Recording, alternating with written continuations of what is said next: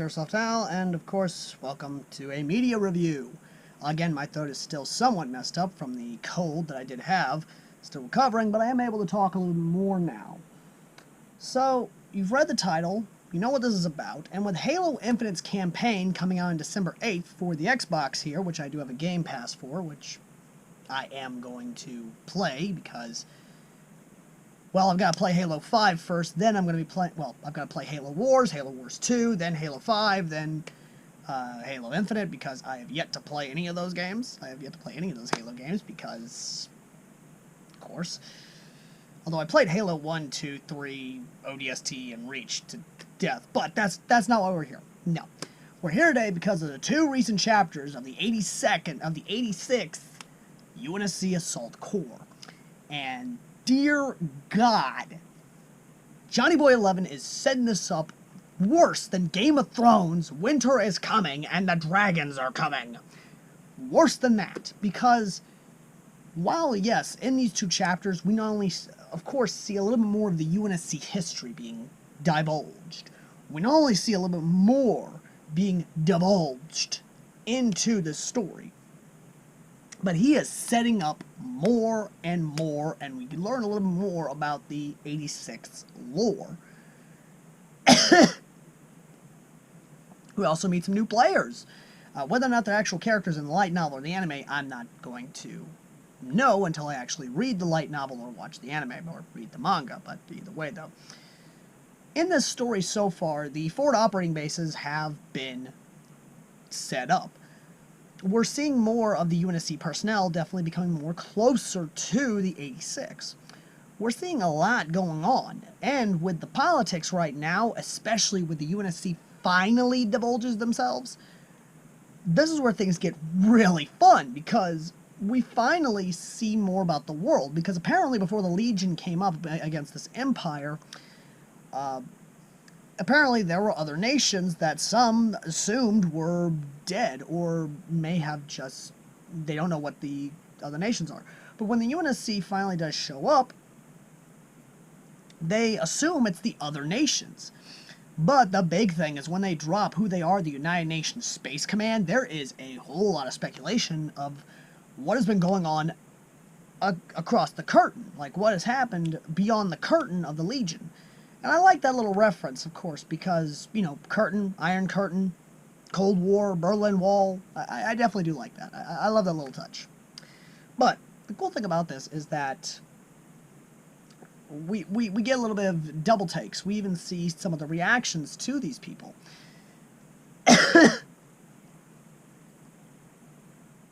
But before the UNSC ever did show up, at one of the outposts, more or less, that is on the wall, we actually do see a little bit more character development between, of course, the spooks that are within the capital itself of the High Command and even the scientists. We see a little bit more of divulging of the UNSC lore, and I swear to God, if he blue balls us with the lore, with the reveal of the UNSC history to the rest of the Republic, to the 86 itself, to everyone, I'm not going to be happy. Because, and as much as I say the story itself is basically a bland Call of Duty game, at least Gate, thus Sato, fought there, at least when it divulged the Halo lore, we saw a reaction out of that. And we saw, of course, Cutter's last stand, with him basically telling the Covenant to go fuck themselves, that humanity is going to stand. Seriously, if you guys have not seen Cutter's Last Stand, Cutter's Last Stand or Cole's Last Stand, the Last Stand essentially with the message from the Admiral to, the message from the ship captain to the Covenant. If you haven't looked into that, go look into that. That is like fucking badass final words and a big middle finger to someone before you die, or before you take them down with you, essentially. But either way, though, we do get a time frame though, because as much as this is after the fall of Reach, we do get a definitive number of about damn near 30-something billion dead across the entire front line of this war.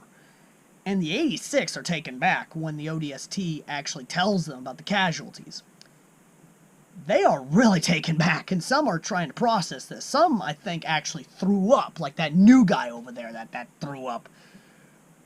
But the big one that's actually really cool, and something that's actually very much so, I think, inspired by the Matrix, is that the Legion harvest brain matter, and that's how they increase their processing power.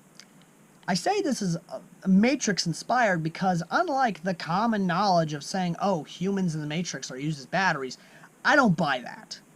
I understand the human body does produce a form of electricity or electrodes, but the human mind, when unlocked to its fullest potential, has limitless capacity of processing power.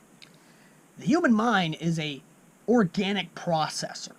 So I could see the Matrix machines actually using our brains as processors. So that's my accepted theory on what they use humans for. So the same thing with the Legion is that they realize that humanity, or at least the human brain, is an ultimate processor. So much like psychopaths or anything of that nature, sort of sci-fi dystopian future, the human mind, or at least a lot of the human organs, are used for components, or at least used in a way that makes sense. So the idea of the human brain being used as a processor is definitely something that makes sense. And the levels of Legion that actually have the human processor, or at least that have the processing power, we definitely see this. We see the basic Legions, which are the basic machines that are just, they don't really have anything, they're just basic dumb AI that are programmed to die. There's the machines that are using damaged brains, basically damaged processors that only have limited processing capacity or processing power. But the shepherds, these are the ones that have full organic processing power. These are the dangerous ones. And the fact that an ODST, or at least some ODSTs, their brains were taken and are now being used as organic processors for these machines is definitely a big red flag for the UNSC. And because they cannot orbitally strike, or correction, they can orbitally strike, but they don't have a target. They literally cannot designate a target because of the EMP fields, or at least the electromagnetic readings from the planet. So they can't basically discover Machine City, or at least Machine 01, yes, I'm using Matrix references, screw you, and basically nuke the son of a bitch to hell, even though nuclear warheads would not work. Because I believe by this point, the machines would have some sort of EMP shielding. Now, in terms of max strikes, or at least a type of kinetic strike, I believe that would definitely cause a hell of a damage against the machines. But, getting back to it, the Republic government, or at least the Mongolian government, the San Mongolian government Republic, is alerted to these people who have arrived, dignitaries essentially, which of course is a Oni spook and ODSTs. The spook and the ODST are actually married. There's their relationship explained in the story is actually kind of cool. It's a bad spy flick, but I love it. I'm a sucker for like romances like that. I really am. Which is why I love Mr. and Mrs. Smith. It's such a good fucking movie in my opinion.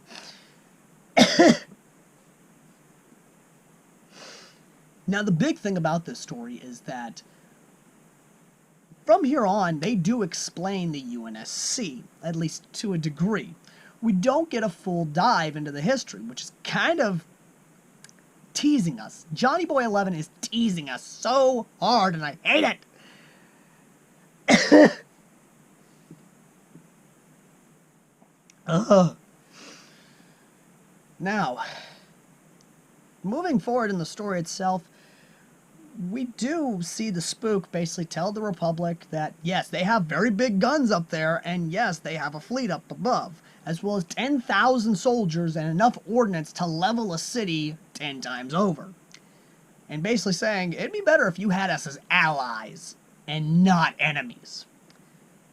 And the funny thing at the end of it is when she finishes it, and the president, of course, does have an adopted daughter. I'm going to let you guys read that because I'm not spoiling much.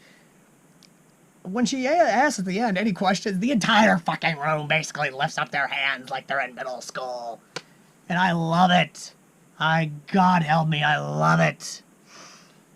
But the best part about this is that going forward, I can see the president being used as a puppet, or at least if a bloodless coup does happen, it's going to be from loyal military members who actually want to fight the war. Essentially like Starship Troopers, where the veterans are tired of the politicians not doing what needs to be done, and as such, conducting either a bloodless coup or a blood coup.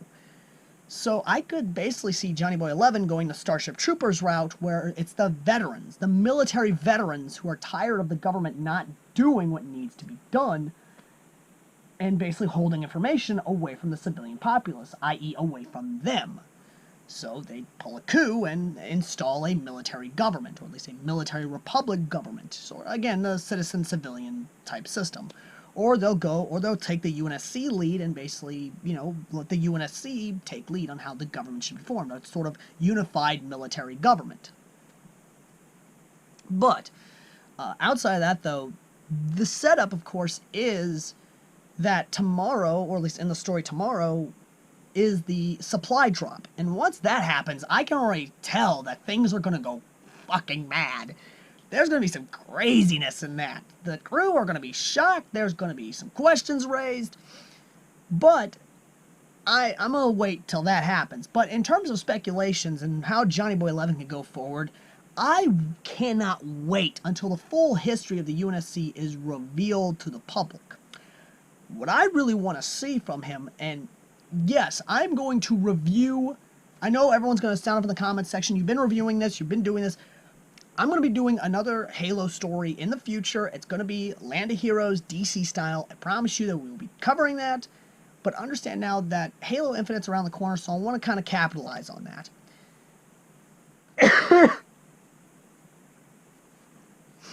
But what I will say is this, is that going forward, he better give us a full lore dump. And when I mean full lore dump, I mean the last stand. The defiant message against the Covenant.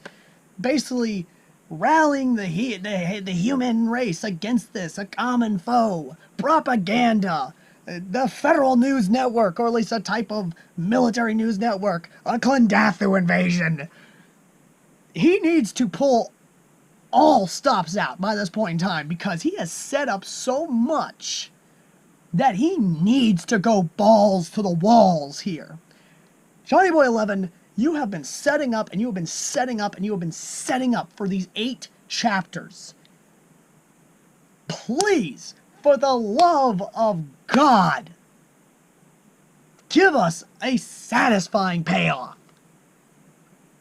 And then, because Halo Infinite's around the corner, please continue the other Halo stories, i.e., the Halo Shira story, because you left us off on something really damn good. Come on!